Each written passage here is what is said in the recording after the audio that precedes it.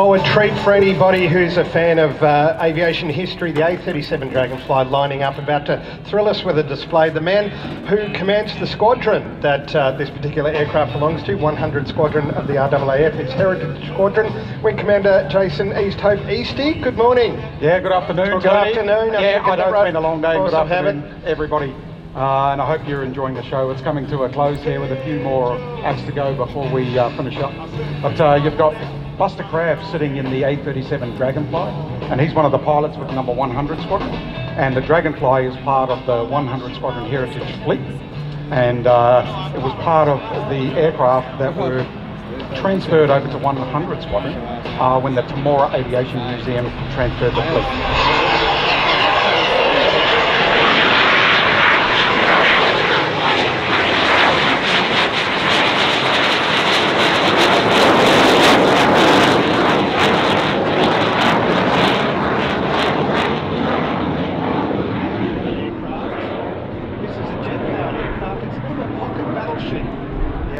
For those hardcore Cessna fans out there, this is the best built Cessna in the world. It was built for counterinsurgency ops, and this actual airframe saved Australian lives during the Vietnam War. As did the A4, the Skyhawk, an aircraft that you flew for the Kiwis. Oh yeah, the Skyhawk is dear to my heart. So I flew Skyhawks for many years before transferring over to the RAAF, and I flew Classic Hornets for 20 years before taking command of number 100 Squadron. Well, New Zealand's loss is our game. Let me just say that to our Kiwi friends. The A-37 was used to do what in Vietnam? So it did allow a lot of counter-insurgency ops, so close air support and a lot of range. So it would get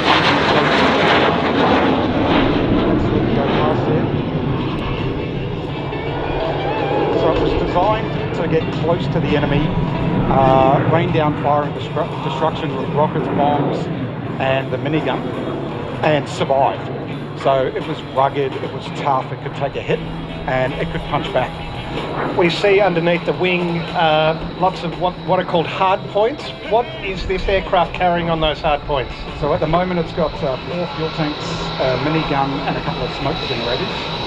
But the way the Dragonfly developed over the years for its specific niche role is it just kept bolting things under the wings until it stopped.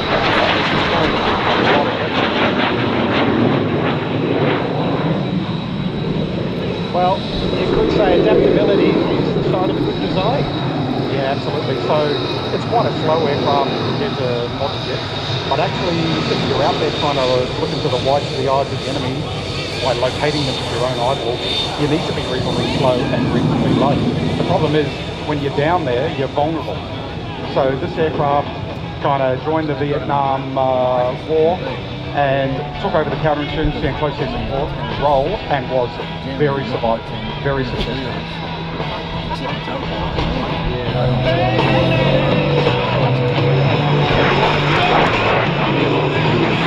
Two generations of attack aircraft.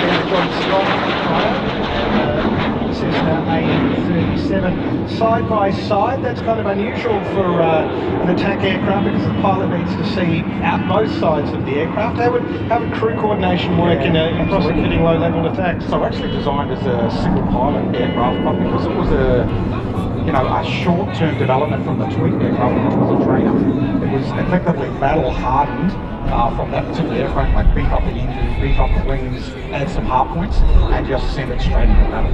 So it's actually a modified trainer aircraft that was muscled up for combat. Fun to fly?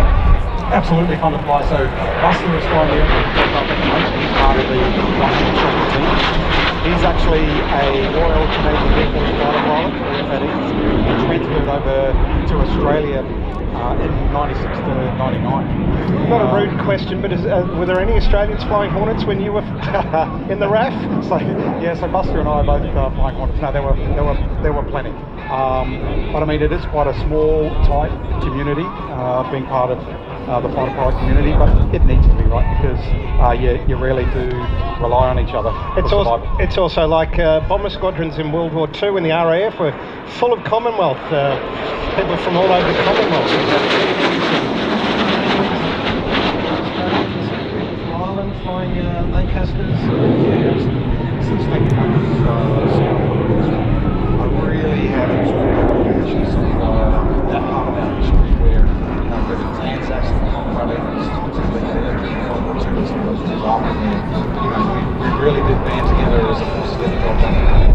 So now, how many jets is 100 Squadron flying? You're based. Tell us where you're based and how many jets you fly. Yeah, so we've got 2 flights, one down in one up at Temora. All of the jet aircraft are based up at Temora, and Dragonfly that you see out the window right now is one of those. We also have the Canberra bomber, which is flying shortly.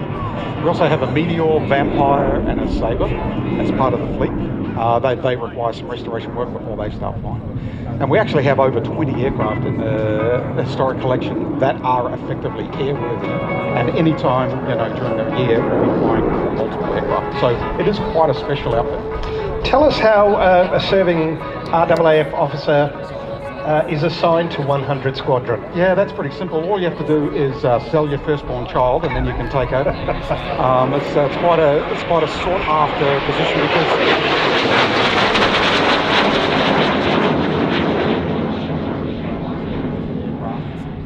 it really is quite unique as far as because we have VH registered aircraft for those who understand civilian registration numbers, and that's operate under civilian regulations as well as domestic regulations.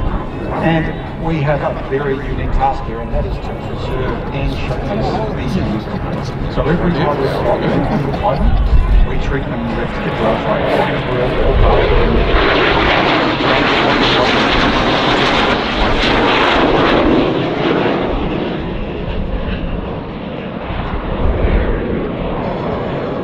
As far as flying the airplane goes, you asked that question there, Tony.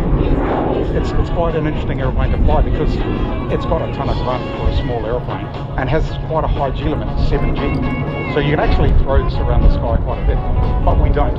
So we get it off the ground, power back to conserve or preserve the engines.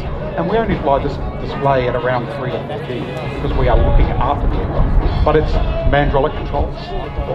There's no fly-by-wire, there's no hydraulics. You're connected straight to the control, so they are quite heavy.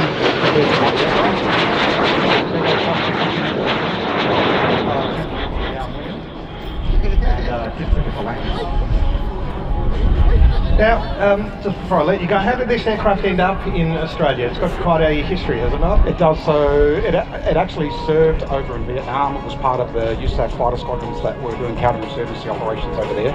It was imported over into Australia late into the 90s, and then Dave Lowy himself and the Temora Aviation Museum purchased the aircraft and put it through significant refurbishment. So it's actually got upgraded engines.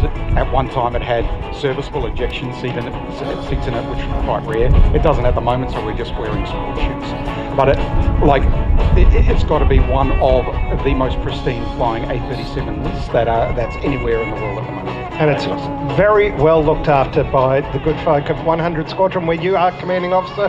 Eastie, thank you for your time this afternoon. Thanks, Tony, and thanks everyone. I'll talk to you in a few minutes when we see the camera come out. That's still to come. Yeah, okay, thank you. Just so many memories there. And with due respect, the Vietnam veterans in our audience today, the Dragonfly, bringing back memories, as would the Iroquois. The Canberra bomber, well, you're going to have an experience there in watching the Canberra. Number 2 Squadron operated the Canberra at Phan Rang in Vietnam during that awful, terrible conflict, 1962 to 1972, and Australia withdrawn in 1972. But the memories run deep, and there are many happy memories and there are very many sad memories from that era. But for Vietnam veterans, hey boys, girls, it's very low.